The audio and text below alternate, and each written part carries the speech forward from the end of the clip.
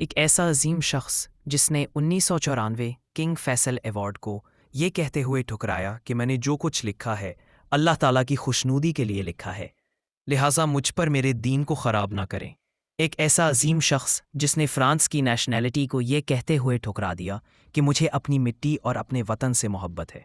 ایک ایسا عظیم شخص جس کے ہاتھ پر 40,000 غیر مسلموں نے کلمہ طیبہ پڑھا۔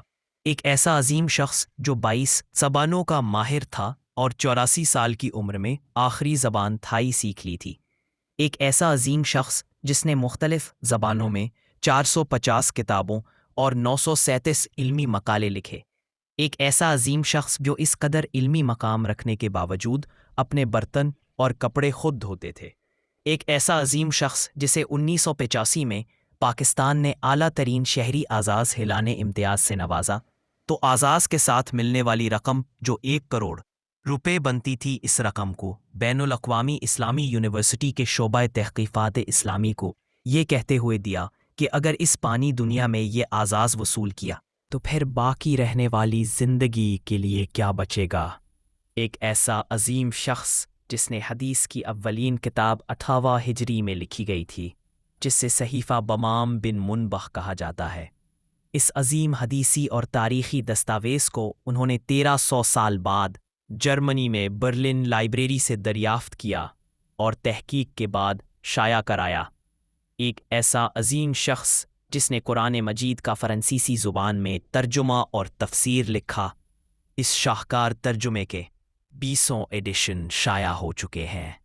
ایک ایسا عظیم شخص جس نے تعارف اسلام کے نام سے ایک شاہکار کتاب لکھی، جس کتاب کی دنیا کی 22 زبانوں میں ترجمے ہو چکے ہیں۔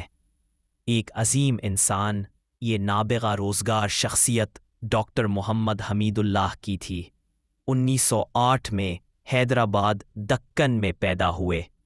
آپ نے 1933 میں جرمنی کی بان یونیورسٹی سے ڈائریکٹوریٹ کی ڈگری حاصل کی اور اس کے بعد وہی عربی اور اردو کے استاد مقرر ہوئے۔ آپ 1946 میں اقوام متحدہ میری اسد حیدرآباد کے نمائندے سفیر مقرر ہوئے۔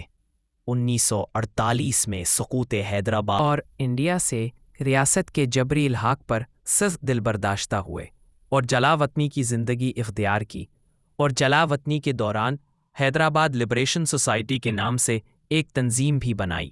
1950 میں پاکستان کا پہلا قانونی مسودہ بن رہا تھا تو آپ سے رابطہ کیا گیا۔ آپ پاکستان تشریف لائے۔ آپ نے 1952 سے 1978 تک ترکی کی مختلف جامعات میں پڑھایا۔ 1980 میں جامعہ بہاولپور میں طلباء کو خطبات دیے، جنہیں بعد ازاں خطبات بہاولپوری کے نام سے شائع کیا گیا۔ یہ عظیم علمی اور فکری شخصیت 17 دسمبر 2002 کو امریکی ریاست فلوریڈا میں انتقال کر گئی۔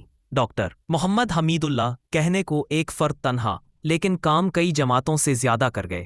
اللہ تعالیٰ انہیں غریق رحمت کرے، آمین۔ ایسے انسان صدیوں میں پیدا ہوتے ہیں۔ ہزاروں سال نرگس اپنی بے نوری پہ روتی ہے، بڑی مشکل سے ہوتا ہے چمن میں دیدہ ور پیدا۔